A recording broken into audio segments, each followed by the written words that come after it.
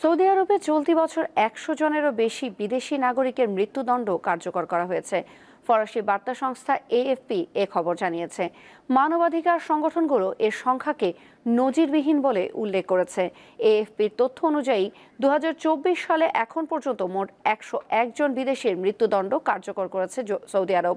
এর মধ্যে পাকিস্তানের ২১ জন, ইয়েমেনের ২০ জন, সিরিয়ার ১৪, নাইজেরিয়ার ১০, মিশরের ৯, জর্ডানের ৮ এবং ইথিওপিয়ার ৭ জন নাগরিক রয়েছেন।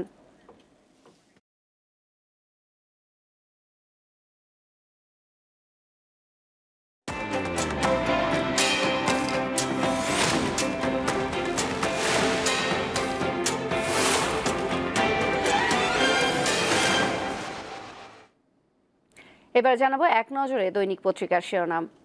আমার হাতে শুরুতে আছে দৈনিক প্রথম আলো।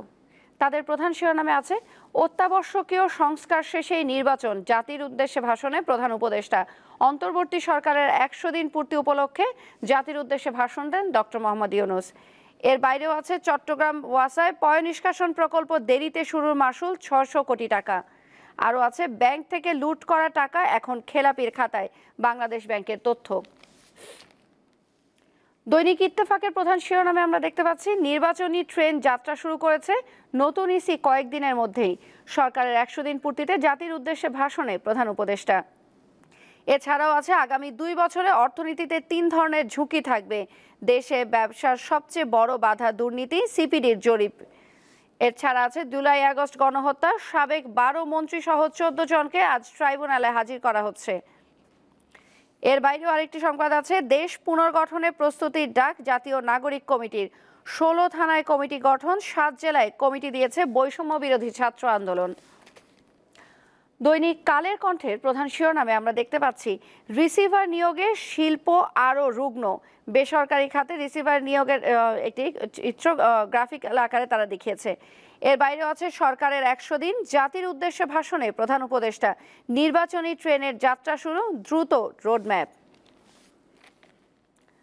দৈনিক সমকালের প্রধান শিরোনামে আমরা দেখতে পাচ্ছি নির্বাচন নিয়ে কথা বলুন, সংস্কার পাশ কাটাবেন না, জাতির উদ্দেশ্যে ভাষণে বলেছেন ডক্টর মোহাম্মদ ইউনূস। এর বাইরেও আছে গণহত্যা ও মানবতা বিরোধী অপরাধ, ট্রাইব্যুনালে আজ দাঁড়াচ্ছেন সাবেক ১০ মন্ত্রী সহ ১৪ জন। এর বাইরে আছে ব্যাংকের ঋণের খবরটি আছে প্রথম ৯ মাসে খেলাপি ঋণ বেড়ে দ্বিগুণ।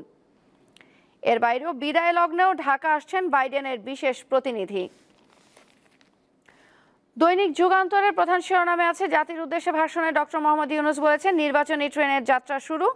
এর বাইরে বাংলাদেশ ব্যাংকের প্রতিবেদনের খবরটি আছে খেলাপি ঋণ পৌনে ৩ লাখ কোটি টাকা। এই ছিল আজকের প্রধান প্রধান পত্রিকার শিরোনামগুলো। শেষ করছি দীপ্ত সংবাদ। আমাদের পরবর্তী সংবাদ বেলা ১২টায় দেখার আমন্ত্রণ রইল। এছাড়া অনলাইনে আরো নতুন নতুন তথ্য পেতে যুক্ত থাকুন দীপ্তর ডিজিটাল প্ল্যাটফর্মগুলোতে।